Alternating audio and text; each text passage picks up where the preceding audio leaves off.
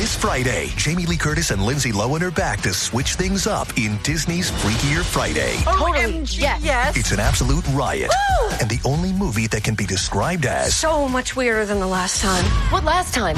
It's the frequel. You ready? We've been waiting for. That absolutely slays. What deeply out of touch old person came up with that? You did. Wow. Don't miss the comedy event of the summer for all ages. Disney's Freakier Friday in theaters this Friday. Get tickets now. Rated PG. Parental guidance suggested. Pie in the Sky Media. This series contains adult language and descriptions of graphic violence throughout. Listener discretion is advised. 3,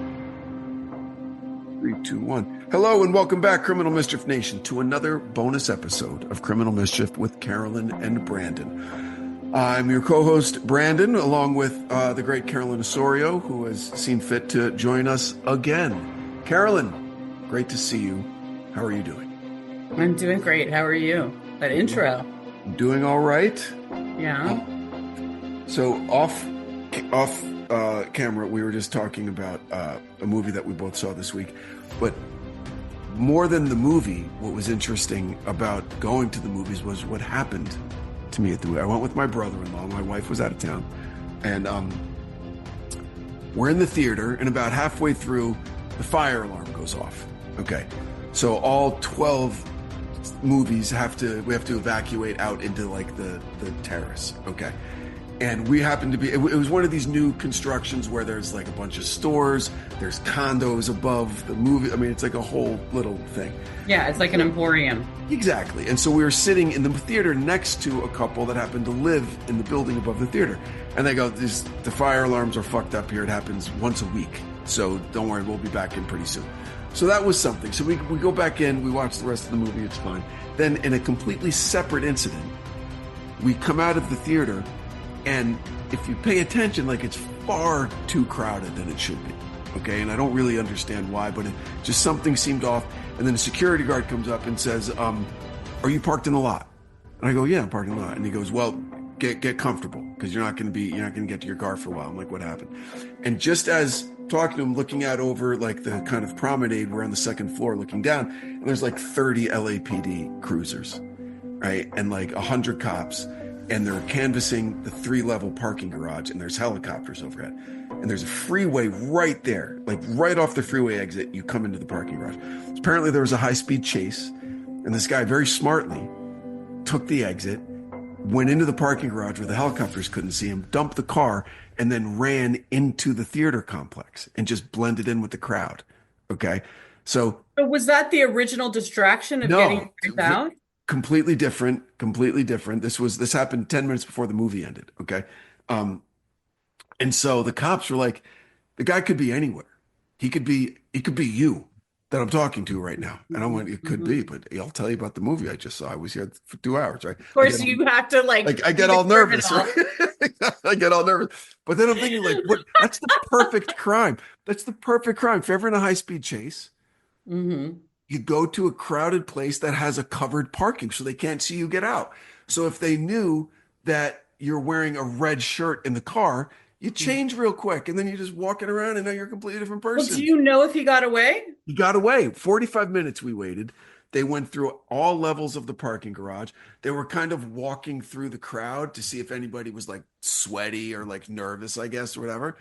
And they found nothing. They saw you? They saw me. They're like, that motherfucker is guilty of something. No, and then they're like, all right, I guess we didn't get him. Everyone, you go back to your cars. Well, that's nice that you didn't have to wait any longer, I guess. Yeah, and I wasn't questioned. There wasn't any of that. Okay, this is so funny. I could have been questioned. Wait, I think you wanted to be questioned. No, because then I would have said, I'm not answering your questions. Because then I know, but then you're like, somebody video me. Yeah, record this. I'm not answering your questions. And I'm not giving you my DNA. You're not getting a DNA. I do a true crime podcast. Listen, those cops up in Vancouver, they tried to get my DNA off of that pen. I know that they did when we left. I know it. Believe me, I know, but you were actually like flirting with the guys. It's so you were like wanted to see. With them. I wanted to see. You were bonding with them. It's your shtick. I wanted to knock them off their game. Maybe they'll, reveal something that they shouldn't. I'm being a journalist here, okay? Being a journalist, trying to trick cops into revealing classified information. Isn't that what you How'd people that do? how'd that work It out for didn't. It didn't work out great. And the only thing I accomplished was I gave them a DNA sample inadvertently. I left behind a surreptitious sample for them to collect. you? Absolutely did. You absolutely did. I'm such a fucking dipshit. Okay. Well, Yeah, hey, I because you know tried. what? You went and got the folders from my car and you gave them to the detective. So there you go. That's a touch DNA sample right It was there. such a setup. That was such a damn setup. I know. Gosh. Well, you know what? So were you like, do you get that thing where you're amped up, where you in a situation like that where you're being told information, but do you actually believe it? See, that's where my mind goes. Mm. Like if Like you I'm thought maybe it told was something much more dangerous and they were protecting us, or what? just anything, just kind of like I like kind of suss out what's happening by people's like facial features, like the people in charge, like what are they doing? What's happening? You know what I mean? Like I don't always just because I always think, do I trust what they're telling me? You know what I mean? Like, Yeah. do I believe what they're telling me? My You know? brother-in-law is a flibbiter gibbet. Okay. Uh, he will What? talk to, it's an old word from a movie from the 80s. He will, he is very emotionally intelligent and very gregarious and very, like, he finds everybody interesting, like everybody. Oh my gosh. Okay. He will talk Oh to my anybody. God. Like, if I turn around to like tie my shoe, he's got a new best friend in line at Starbucks. Okay. Like, You know that's what's so funny? My husband is like that. really, Yes, do you find it as annoying as I do? oh my gosh, it was so funny because we actually got in this thing where we go to our son's soccer game and there's these people, this woman and her husband, and I have learned that I just can't talk to her anymore because I tried to do the social thing of like, hey, hey, Hmm. and all that, but she's the type of person where it's like she immediately launches into an entire tirade or just thing spinning off. One thing spins off to, I mean, you just can't get in a word edgewise and you can't get away. Yeah. And Oh, I'm there to watch my son. I'm there. That's what I'm there for. I'm not there to chat. yep. You know what I mean? Yep. All business. Me And too. I'm the same way. and so I bring my chair and Paul's like, "Hey," and I know Oh he's like, gosh. I know that he's like secretly like she's doing it again, and I'm like, I don't have to do this performance. I'm just not going to. Yeah. Okay. So Yeah. then I sit down, and then he's like, Dan's got to do her thing. Dan's has got, Oh. like, and I just was like, what? I was friendly. I was nice. I just can't, you know? So I exactly the same way. I'm not there to make small talk. I'm not there to make friends. I'm not there to talk to anybody. I know, I know, Okay. I know, Seth I is know. only there to see who he can meet and what he could learn about strangers, which is a beautiful thing, but fucking infuriating. Okay. So, because he always thinks that I also want to join in. Hey, this is my brother-in-law, Brandon. I'm like, no, I'm tapping I, out. I'm not I, involved in any of this. yes, yes, yes. But you know Gosh. what's great? Like what I realized with my husband, and it's freaking taken us how many decades? I was like, you love being in a group and like having these conversations where it's like that kind of stuff. I don't like that. It drains me. Mm, Whereas I love having like individual or like one or two people or those kinds of things yeah. where they're actual conversations that I want to have. Yeah. And I can do that, all day long and that feeds me, you know what I mean? But to just have random pointless conversations and I don't think my way's right or his way's right. It's just different. You know what I mean? I think that our way is right and that his way is wrong. Okay, well, I Okay. would agree with you, but Okay. when Okay. he tries to like turn on me, that I'm like, he's shaking his head and he's like disappointed. And I'm like, I didn't do anything. I was very cordial. I just am not gonna, I'm not gonna do Called that. boundaries, Paul. It's called boundaries. Okay. And then it was like, but then the evil part of me came out because they are like talking the whole. I've got my headphones in, I'm turning it up, and I can hear them like yapping and yapping and yapping behind me, and just like just Oh. laughing, and I'm just like, oh my gosh. And then they're running after their son who keeps missing field goals that my son is feeding into him because he's like, anyway, I'm not going to go just in case anybody like, Sure. but bottom Yeah. line is that it was a great game and I really enjoyed myself despite my husband being disappointed that I can be antisocial. Don't let him paint you with the antisocial brush. That's a bunch of bullshit. Okay? I don't. Okay, I good. don't. Believe me. I mean, he's been you know, I'm not I don't I don't feel bad about it at all. Like I want him to understand that there's nothing wrong with the way he operates. There's nothing wrong with the way I operate. It's just that we operate differently and you know, we can meet in the middle and then we can meet in our own places. But I'm not gonna, you know, do this performance art, you know, to have this conversation that literally drains me and you know, why? You know? And I have Twizzlers left over from the movie still, so I'm very happy. Well, I'm glad well, actually, we both saw the movie, but we didn't enjoy it. So, actually, I think we did sort of enjoy it, but we didn't enjoy it. Eh, I was glad I went, but glad I saw it, you know. yeah, But anyway, all right. So yeah. let's get into the update episode. Okay. Starting with what do we start with? Karen Reed? Was that Karen the first Reed, one? yeah. Uh-huh. Okay. That trial's happening right now, correct? Yes, it's happening right now. Okay. Yep. So the new thing is that the mom of the victim has testified Yeah, that's very powerfully from very my understanding. yeah, yeah. But I mean, powerfully how though? Right? I think that having her, well, first of all, the other thing that's new is that Karen Reed has given a lot of interviews, Mm-hmm. and that the prosecution is now using these interviews like it's almost like an intermission thing where it's like in between witnesses, the lights go down, and then all of a sudden this curtain goes down, and then these screens are all over, and the jury is seeing these interviews. And what it sounds like is that they're hoping that maybe the jury's not going to like how she talks or what she says or how she says it. Because you have to think that either her attorneys are like, please don't give interviews, because that's what attorneys would do, is like, don't give interviews because you know the prosecution can, you know, tear into everything that you say and use it against you, you know, and Yeah, later of in the course. testimony in court. So or they're in on it with her, and they've masterfully, you know, managed the media, you know, where she has so many supporters.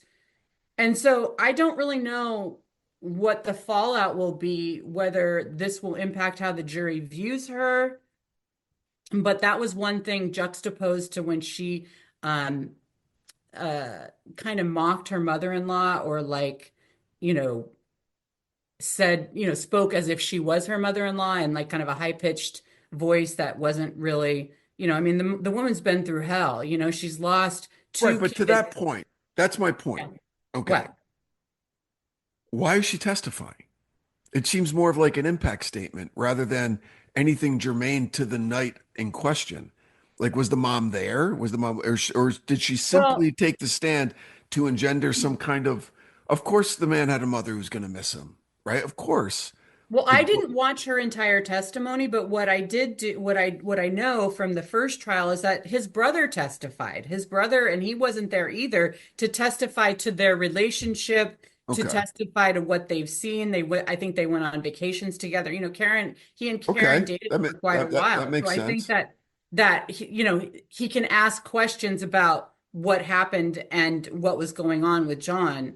Yeah. And those were some of the questions that were asked. You know, of course they're going to say, you know, she was able to bring that up. So, and I think that it landed you know, this family has been through a lot, you know?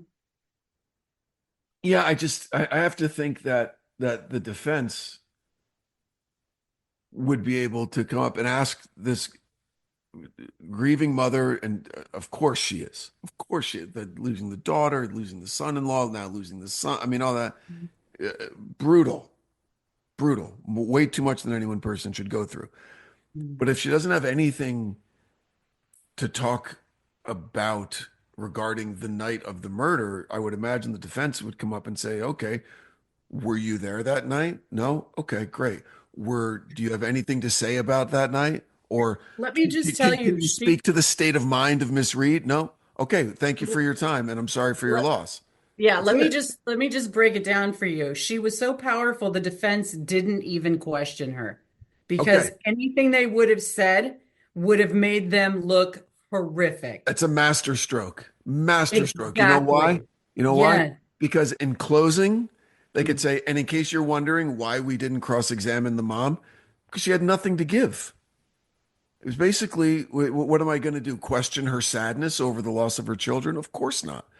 But with regard to hard facts about yeah, Okay, but we've already established that, like, in the beginning of trials with confirmation bias, like yeah, people play by their heart with their hearts, you know, and what this family, you know, somebody has to pay for this.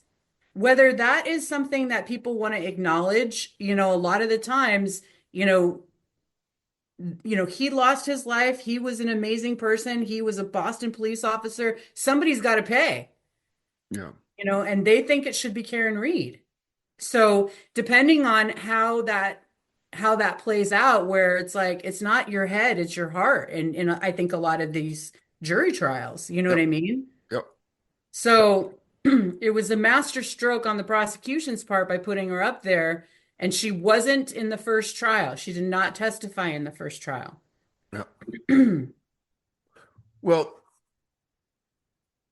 I like to think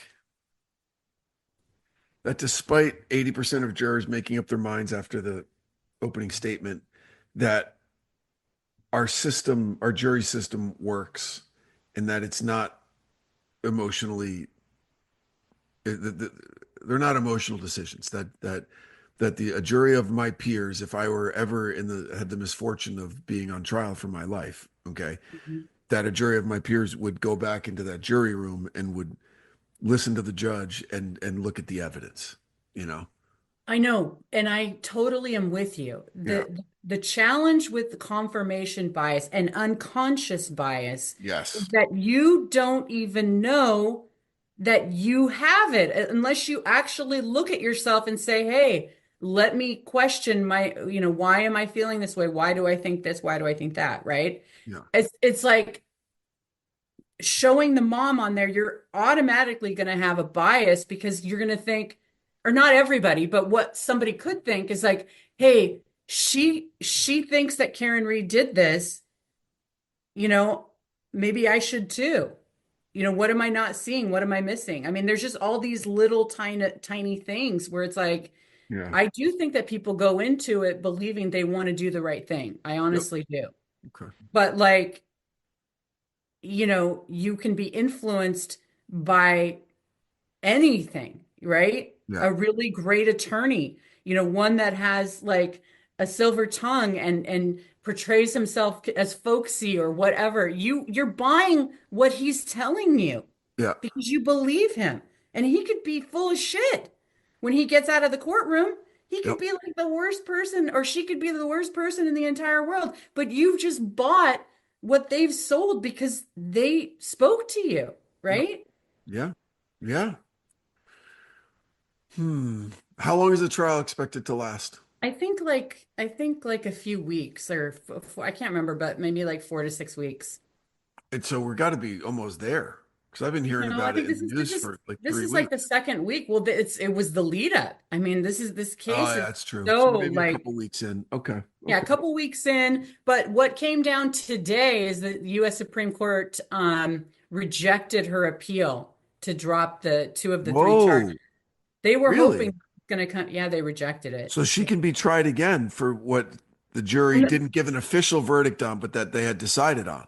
Well, she's being charged for that right now. They were just hoping that that would come down. And then if that did come down, then she would only be, they could only look at whatever, I Vehicular think it's the manslaughter. manslaughter charge. But now she's got to be on, Now she's be on on the it hook for for all of it again. Same. for the full boat. Yeah. They That's can decide. surprising. That's surprising. That's breaking news. Okay. Yeah. Breaking Yeah. news. Breaking news. Huh. Breaking news. So what do you feel now? What do you feel about the case?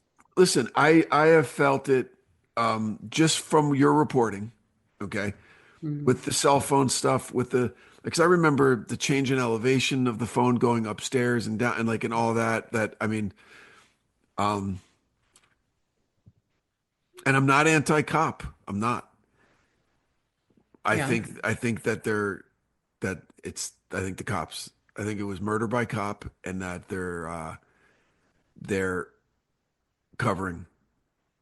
That's what I think.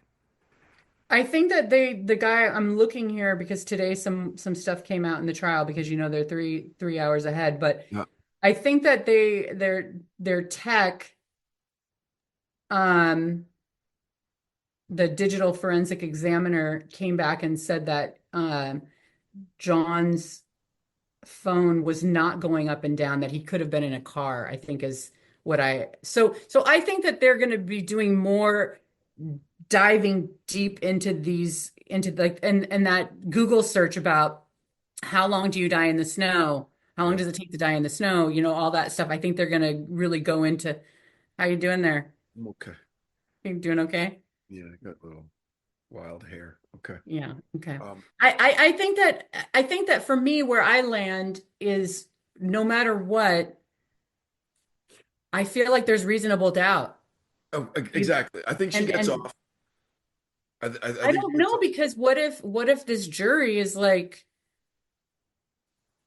I mean, again, going back to that, I think it would be a total miscarriage of justice if she shouldn't even be on trial for second degree murder, in my opinion. Like if she, hit him when, she was drinking and all that. Yeah, absolutely. Vehicular manslaughter. But I just do not believe that she intentionally murdered him. no, I think I trust that she watched him go inside.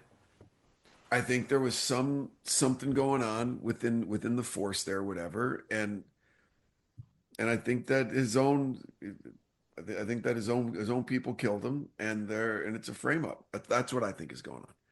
And I think that hearing that Trooper Proctor's Oh gosh. stuff again, I mean, that was so hard to hear again. I'm like, the freaking entitlement of that dude Well, and that he was talking to other cops, right? and no friends. Yeah, and he They didn't think weren't they he didn't think that they would ever be read or be found. Yeah, Okay. these were also just high school friends. Yep. That is so clearly. I mean, what, 2 hours into a murder investigation, and he's saying, "Nope, our guy did nothing wrong. Don't worry about it." I know. That So, seems I mean, crooked to me. I mean, I think that right there. And he has since been fired. So, anyway, See, and that's convenient, right? well, what do you mean? Well, he's fired so the police can say, "Yeah, we got rid of the bad apple," and they scapegoat this guy, right? And say he's not representative of the force and blah blah blah blah blah. And we carved out the cancer, and boom, it's gone, and now we're squeaky clean, and I don't think so. Well, what do you think is going to happen? What do you think the jury's going to come back with? Full acquittal. Really? I do. Yeah. Okay. All right. Well, we'll see. I'll keep you posted. Yes. All right. What was the next one? Was the next one Gilgo? What was the next one? The next one was well, the next one was Mommy Dearest or Mommy Doomsday. Gosh, I don't even like talking about those whack jobs. I really don't. Jesus Christ. Out of all the quote unquote whack jobs that we talk about, is it because is it which part of it is the most egregious? The children, obviously. Of course. And the reasoning. Yeah, no, I know. That they were, I that they know. I were, just wanted to hear your, yeah, that they I were mean, guided by some invisible other, a supernatural, creator that told them that the end of the world was coming and go murder people. But it's so, and I don't know what's worse, right? I don't know what's worse is if they believe it and acted on it, or if they don't believe it and they're just making it up because they think, okay, this will help, help get us off. Either way, it's just disgusting. It's disgusting because there are people that actually believe that shit. there's a lot of people, Brandon. There's a lot of people. A lot of I've people. talked about it. I've talked because I've been doing a lot of interviews for my other show. Um, and such a familiar refrain that I hear myself talking about is that if someone is committing violence that they legitimately think is in the name of a supernatural being that's commanding them to do so, there's no stopping them. I know. There's no stop. Like Berkowitz, right? Son of Sam, Ramirez. Okay. This kid that my show was about had this pact with the devil that told him to go murder your family, and he did. So it's and the say it doesn't have to be with those three examples. They were all satanic believers. Okay. But the good side does worse. Okay. The Crusades, the Inquisition, Galileo, like all of that, that was in the name of the good guy. Okay. Mm-hmm. That they're burning people alive. Okay. And Well, I murdering mean, every single Arab in Jerusalem. I mean, come on. it comes down to the human being's interpretation of what they want to do, just as it was in this case, where it's like, Oh, she wanted to, she could have just given the children to other family members. sure. What, to, I don't know, there's something about just the mother who does this. It's just, It was for money. and then, It was for money, right? poor I mean, at the end of the Charles. day, take all the woo-woo ooga booga shit out of it, right? It was money. It was for money. I think it was like we always talk about this. I think it was for her ego, Mm. the romance of this weirdo, like just bored doing whatever she Like they made up a dude, right? Ned. That's what I'm laughing only because Because it's ridiculous. it's crazy. And you could hear the guy I feel like, first he's going through this bureaucratic nightmare talking to his life insurance because apparently someone changed his password. He thought it was her, and likely it was. Of course, And she wanted and the money. I know. So like he's the one that's going up against and having to prove. And then he's talking to the cops. And he's like, we had this great relationship, and then all of a sudden she's saying I'm a zombie. And it's like, can you imagine, Brandon, going through that? I mean, honestly, No, seriously. no. You know why? You know why? No, because I have people like you in my life. I have people like my brother in my life, and my wife and my brother-in-law who would sit me down and say, "Hey, dipshit. Okay, you're losing your fucking mind, and we're going to tie you down and make you go see a shrink." Okay.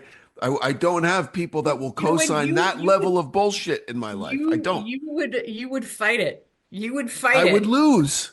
I would lose that fight. It would take a village. No, Anyway, and I I have just barely enough of a village to prevent that type of fucking idiocy. no, but I wasn't talking about you doing it. I was talking about that being done to you and how you deal with it, how you deal with someone in your life that appeared to be, she was married to this guy for like 10 years, I think. Yeah. And then all of a sudden, it's like she starts going to that. She went to the book signing and met Chad Daybell, and then Gosh. I'm just saying, like, it's really scary how she wanted to do it. It was her choice to do it, but Yes. Look, I she was think that obviously very unhappy. She's obviously very unhappy in her current situation. Okay. probably a little splash of some kind of mental disease or psychosis or something, some kind of unbalanced kind of chemical thing going on in her brain, right? To cook this up. Maybe you think she would. You have a disbelieving look on your face. You think she was fully in Because control I of her always think, you faculties? know what I think is I think that you like to feel like there's something wrong with people's mental faculties, that it makes you feel better. And I think that, but I also think that you have a healthy respect for what ego can do to a person, right? If they let it Yeah. control them. And I think that this woman was so egotistical and so wrapped up in wanting to have this fantasy, and it was exciting, and it was like, let me believe that we Right. have this like we can go and like, they're just having sex, but they're putting a whole nother like glorious spin Yeah, on, you know what I mean? Just like, like a supernatural layer to it that must have made it so exciting for them. Like no one else is doing them. Oh my God, and the end of I the know, world. that's what I'm saying. Like to have those trappings of just a run-of-the-mill affair, but you put this supernatural thing, and he gets to be this like, Yeah, and this it's like, Svengali type of dude that just yeah, because if you look at him, it's like, right. okay. Anyway, All right. So where poor does that Charles. case stand right now? So basically she was convicted, but she was found guilty, but before she's sentenced, she has to go to trial again because fortunately the other person that she conspired to murder allegedly did not die. So but she has to go through that trial and then she will be sentenced. But this is in Arizona, so I don't know I don't know how that will impact anything. I don't know if she'll get the death penalty, or I don't know. I was surprised she didn't get it in Idaho because Chad got it. Right. Chad got the death penalty. All right. All right. Yeah. Moving on. What was next? Yeah. The next one was the Gilgo Beach, which really Yeah. wasn't much of an update, Yeah. a very important update in terms of identifying Peaches and Baby And the Doe baby, right. all After, these I mean, years. man, from 97 or 98, I didn't Yeah. realize that Yeah. potential victims went back that far. Well, and that how he had, or whoever had done this, whoever murdered her, um, Torso was one spot, the already- head was 20 miles away. yeah, and then the rest of the remains were on Gilgo Beach with the Yeah, baby. right. The fact that they were able to, piece it together, I mean, it's pretty incredible, and I could see why it would take a long time, Yeah, So same. I just think there's, we don't, they're not saying that the Rex Heuermann could have been responsible for this. They don't know. It's, Right. they're going to have to look through the connections and see if they can find anything. But so this So case is years away from any kind of anything. It's going to take a long time. I think a trial, I think they're at least for the seven for sure. But as far as the other victims that have yet to be identified, I think there's two more or one more. When do you think the trial for the seven could go? You think like this year? I don't think it's going to be this year, maybe Okay. next year, but I don't know. But we'll keep you posted, Okay. you know. All right. And what was And the last then one? the last one was Koberger, and just that the death penalty has not been taken off the table. So And that's an official ruling against that motion yes, because he's on he has autism spectrum disorder. yeah, Uh, yes. that and now isn't that a little bit of them kind of showing their ass a little, like kind of saying, yeah, he did it, and we're just trying to mitigate what the expected outcome of the trial is going to be? I think they're trying to do anything they can. Like Cloyd, who I talked to, he said it like they're trying to throw every bit of spaghetti on the wall to see what sticks, to see if they can, how they Yeah. can tear down the DNA evidence, the sheath. Like they're trying to get the defense's experts to be able to apparently the prosecution says that some documents were recently released where the K-bar sheath, that knife, was purchased from Amazon. And you know how, I don't know how it is at your house, but we all share an Amazon account. My daughters have, their different like things, but you can share an account but have different names on the Yeah, account sure. associated with the Like purchase. like a Netflix account. Yeah. Yeah, exactly. So like the defense is saying, well, just because somebody purchased a K-bar killing knife that is basically, Just a because it was military. someone with his name bought it and his blood wound up on it doesn't mean that it was him. Okay. And they're right, technically. They're right, sure. But then It's a they'd have lot of to, circumstantial evidence. yeah, then they'd have to bring up all the family, because apparently he's got two siblings, two Yeah. sisters. He's the baby, and I don't know what they're trying to do, but you know, Well, that guy Cloyd, I rarely, I think I mentioned this after I heard the interview. I've rarely heard as that much confidence coming from a current or former investigator about as to what the outcome of a trial is going to be. He's already got Koberger with the fucking needle in his arm, this guy. Okay. well, you know what? He's been a detective for Yeah, like yeah, yeah. And, years. and I'm like, okay, So, great. I you appreciate know, it. Yeah. I I hope he's mean, right. And I hope the evidence confirms it. I don't want Koberger or anybody just to get railroaded because of, public sentiment. Like, let's do it right, make sure we get the right guy. And then if we have the right guy, you know, the swift, merciless hand of justice should fucking sweep down and, smite him. That was for the religious folks from the last story. But well, I think that they're trying to bring back the firing squad in Idaho. So, like yeah. that's Well, they don't have to bring it back. It's on the books up there, right? Like he would have to choose it unless there aren't any other options. I think that's the only option. I think Right. that's what they're trying to. So and apparently, How would you, have I asked you what manner of execution would you choose? I know we've talked about execution and like the gas chambers and how What would and you the do though? hanging and I don't even want to put this energy out there, It's but not since putting it out there. We're just talking. I don't okay, I know I just don't even want to okay. think about it. Okay, lethal injection. I would Really? just hope Because you that just they go would to have some, I would hope that they would have the meds right. you hope they figure it out by then, right? Yeah. Yeah, it's like, yeah. What are you saying? You would go with hanging? No, I wouldn't go hanging. Gas chamber seems like you'd be really aware of shit going on, right? That just seems like How horrific. did that get on the fucking books like nationwide, right? That's Let's make something as terrifying. I mean, the right. Let's scare these. You're oldest getting thing. enveloped by a poisonous cloud.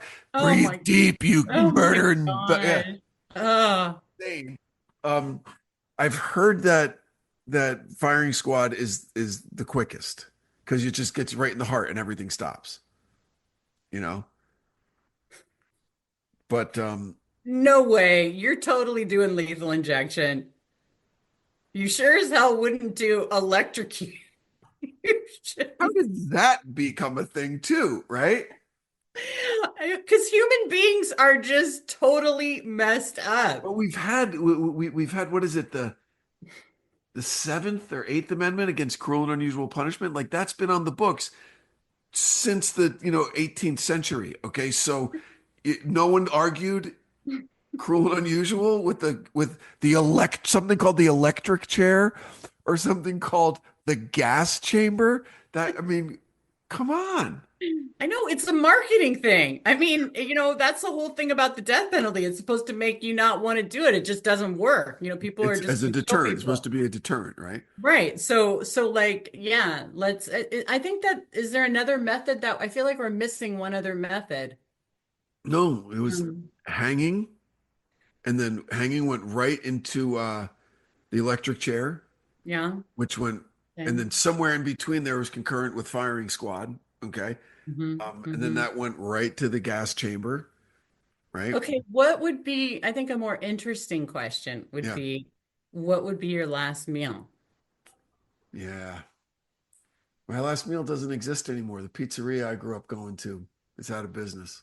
Oh my gosh, is that what you would do? Yeah. I would That's get that I that would makes get me want to cry. I would get a pizza from Naples in Jefferson, New Jersey. It's not there anymore. That's what I do because it would bring me back to being 11, 12 years old, before my parents divorced. My brother was still around. My dog was alive. Family all around the kitchen table. Height of summer, like eating And pizza. you know It what's was such funny a is that just innocent time. saying that you were going to get a piece of pizza from this pizzeria in New Jersey, you Mm. didn't even have to tell me any of that stuff. I already knew the Right? fucking It second it you it said that. conjures Well, that. because I know you and like of course New Jersey, Brandon, like yeah, that's what's happening. But Yeah, but I think that that's kind of sad because it's like, could you even eat it? It would right. just be so sad. I You guess. know? Man, we are just morbid tonight. Yes. We Woohoo! are. We are. All That's right. the morbidity is pretty insane. But yeah, that's what I would do. What would you do? If you say like some kind of quinoa tree huggery Seattle shit, I'm hanging up. Fuck no. Are you kidding? I'm an emotional eater. Are you Okay. kidding me? All right, Do you good. What would it really be? think What would it I'm be? gonna do that? Gosh. Oh man. There's just so many choices. Mm. I'd have to think. It'd be something similar where it's like I love a really good burger that's like Mm. really, really, really, really good. You know, Yep. like really great French fries, really great. You know what I mean? Yep. I do. It would be something simple. It wouldn't be something over the top. It wouldn't be something like just something real good, real good. You're not being specific, and it's starting to piss me off. Give me a meal. Give me your last meal. I don't think I can because it's too Oh, come on. I played emotional. along with you and I painted a whole Rockwellian fucking picture for you. Give me I know, but see, something. that's the difference is that I didn't need that. I already knew it when you said fucking pizza. I was already seeing you twist it in half. And like, I mean, it's like you should just know by what I'm saying that I can't. It's too difficult. Okay, fine. All right, Difficult. you're off the hook. You're off It's the hook. too difficult to try to think about because that food is bringing you to some level of comfort. No, What it's part bringing of me your right life? back into like probably like the last time like in my life where uh everything made sense. Everything, right? Like I knew my place in the world, I knew who loved me, I knew where home was, I knew my friends and my family, like all of that, right? All of that, like right there. Because by the time I was then like 13 or 14, everything had been completely reconfigured in my life, right? So yeah, that's what it was, and it was those nights. And as a parent now, I know the nights we order pizza is when I'm just too busy for shit, right? Or I don't want to make a mess or whatever. So I'm sure that that's what it was. But that was like such a treat. And me and my brother would be like, "Fuck yeah, we're gonna be, yeah," Yeah, it was great.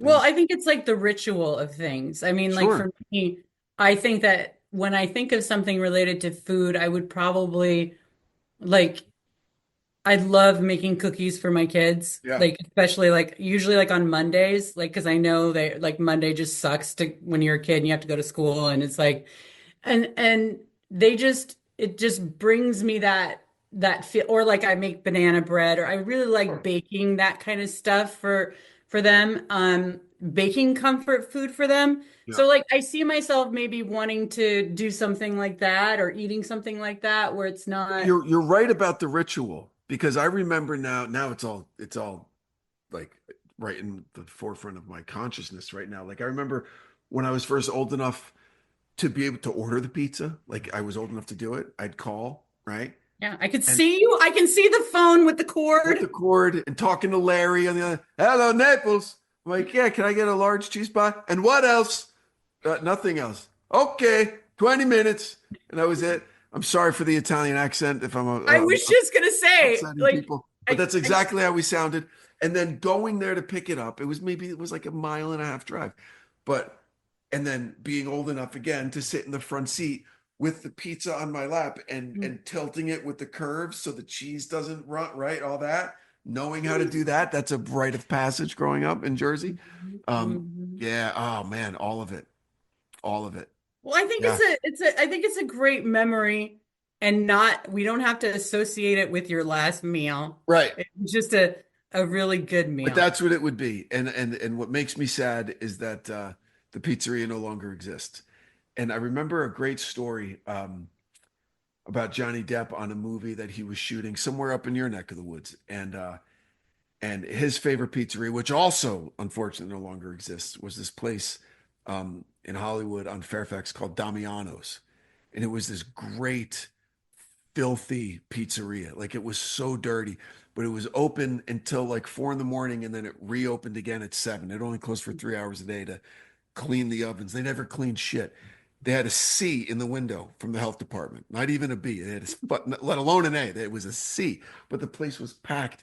And on one of his movie shoots for the wrap party, he chartered a private jet and ordered like 100 pizzas from Damiano's and had them flown up there for the wrap party because he was missing it. And I'm like, that's the kind of shit that you do with money if you're stupid rich.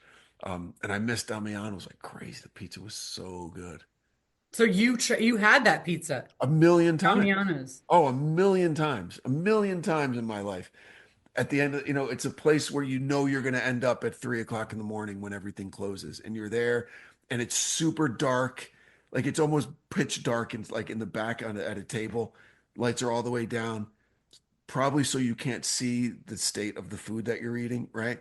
But it was so good, and it's gone now. Oh well. It's so funny because the only pizza like reference that I have is not positive. I love pizza, right? Yeah. But like when they used to have this thing and it was so weird. This is the 70s, right? Pizza and fucking pipes is what it was called. And I was 5 years old and we went to Pizza and Pipes and for whatever reason, they had this shtick where they had this huge like organ, like a music, like an organ. Oh, yeah, and they had this like vampire type person come out and play the organ, and this is like a bunch of kids running around, and I started crying because I was like, because you're right, because it's fucking really weird. It's like the anti Chuck E. Cheese, right?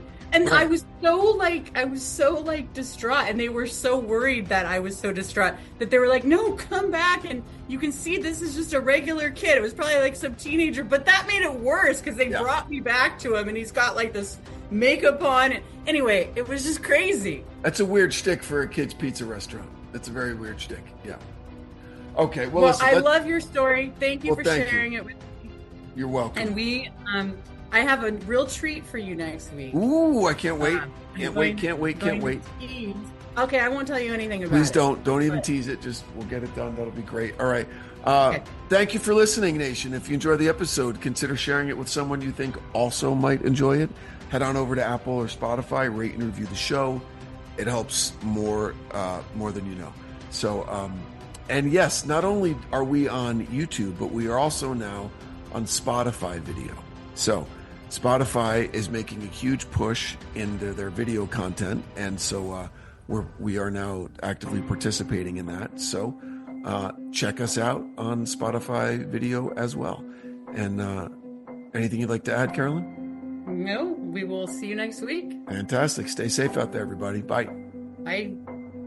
From Pie in the Sky Media, Criminal Mischief is an EVO production, recorded live in the beautiful Pacific Northwest. We're produced by Brandon Morgan and myself. Music by Soundstripe. For EVO Creative, I'm Carolyn Osorio, your writer and host.